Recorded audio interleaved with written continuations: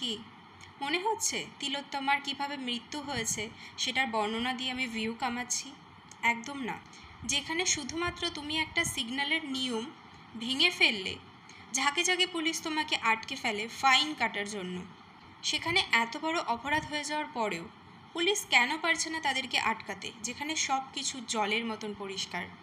আপনাদের কি মনে হয় আরজি করে কি এই কাণ্ডটা এই প্রথম হয়েছে?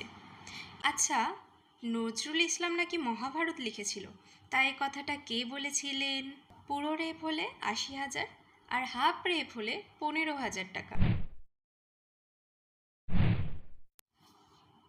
কি হাল ছেড়ে দিচ্ছেন? মনে হচ্ছে এত কিছু করেও আমরা ন্যায় বিচার পাবো না? তাহলে আসুন আজকে কিছু পুরনো ঘটনা মনে করি। ২০১২ সালে পার্ক স্ট্রিটে একটা রেপ কেস হয়েছিল। আপনাদের মনে আছে মমতা ব্যানার্জি সেখানে কি বলেছিলেন? উনি বলেছিলেন মেয়েটির চরিত্রের দোষ রয়েছে, দর কষাকষি নিয়ে খরিদ্দারের সাথে ঝামেলা হয়েছে। আর ২০১৩ সালের কামোদিনী কাণ্ড মনে আছে? সেখানে শ্রীমতী মমতা ব্যানার্জি বলেছিলেন শরীর থাকলে যেরকম জ্বরজ্বালা হয় সেরকম একটু আধটু ধর্ষণও হয়, ওটা কোনো ব্যাপার নয়।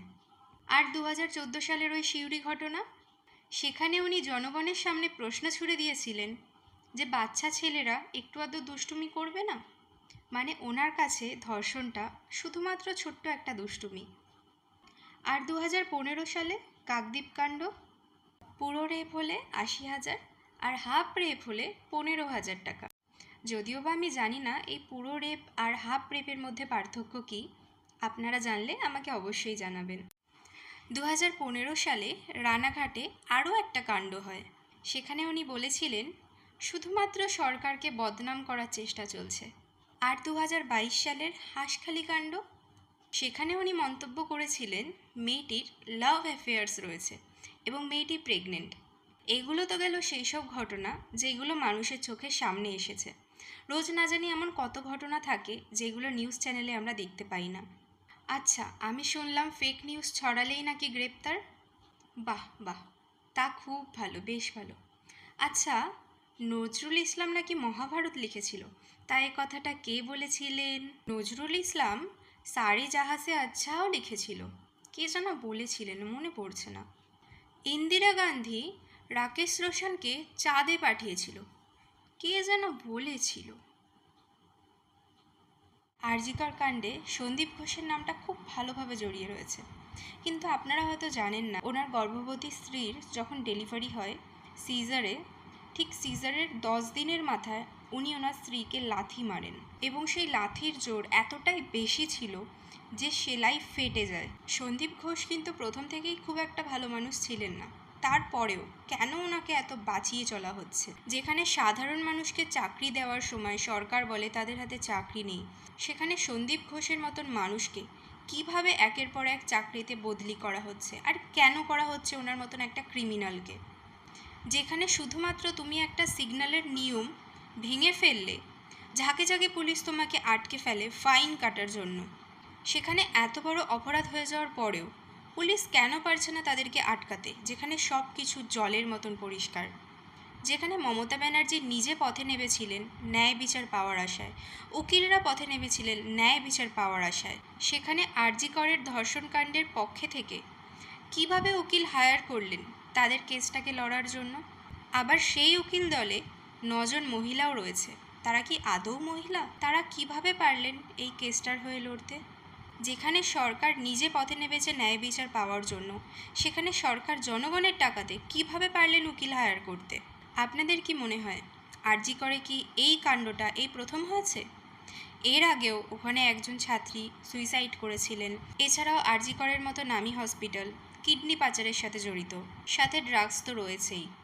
এছাড়া আরও অনেক কাণ্ড রয়েছে যেগুলো এই ভিডিওতে নাই বা বললাম। তিলোত্তমার ঘটনাটা মনে আছে নিশ্চয়ই, কিভাবে তার হাত পা ধরে রাখা হয়েছিল, কিভাবে তাকে এমনভাবে গলা টিপে ধরা হয়েছে যে গলার হাড় ভেঙে গেছে। গলা চেপে ধরার কারণে সেই চাপে চোখ দিয়ে রক্ত বেরিয়ে এসেছে। শরীরে অজস্র কামড়ের দাগ, ডান হাতের কড়ি আঙুলে আঘাতের দাগ। মনে আছে সেই কল রেকর্ডটা, যেখানে সম্পূর্ণ বর্ণনা দেওয়া হয়েছে কিভাবে সে বেঁচে থাকাকালীন তার ইউরিনের রাস্তা দিয়ে ক্ল্যাচার ঢুকিয়ে দেওয়া হয়েছিল। কি মনে হচ্ছে তিলোত্তমার কীভাবে মৃত্যু হয়েছে সেটার বর্ণনা দিয়ে আমি ভিউ কামাচ্ছি? একদম না। সেই ভয়েস মেসেজগুলোর কথা মনে আছে, যেখানে সম্পূর্ণভাবে বিস্তারিতভাবে আলোচনা করা হয়েছিল যে কিভাবে তাকে মারা হয়েছে? সেগুলো শোনো, বারবার শোনো। মনে করো তোমারই কোনো প্রিয়জনের সাথে এই কাণ্ডগুলো হয়েছে, পারবে থেমে যেতে? সময়ের সাথে সাথে নিজের ভিতরে জ্বলতে থাকা আগুন যেন নিভে না যায়, সময়ের সাথে সাথে প্রতিবাদ মিছিল যেন নিভে না যায়। প্রতিবাদ হোক, যতদিন না ন্যায় বিচার পাচ্ছি প্রতিবাদ হোক, হতে থাকুক, প্রত্যেক দিন হোক। কে পদত্যাগ করলো কে করলো না এটা আমার কাছে ম্যাটার করে না। 27 তারিখ মানে আজকে সবাই নাকি হাতে ভারতীয় পতাকা নিয়ে নবান্ন যাচ্ছে। আমি জানি না তারা ওখানে গিয়ে কী করতে পারে, তবে এটাই আশা করব তারা যেন ন্যায় বিচার নিয়ে ফিরতে পারে। তিলোত্তমার এই লড়াইটা যদি আজ থেমে যায় এবং তোমরা যদি এখনও বাড়িতে চুপ করে বসে থাকো, তাহলে আগামীতে দেখবে মৌমিতার মতন এমন শত শত নারীর একই অবস্থা হচ্ছে।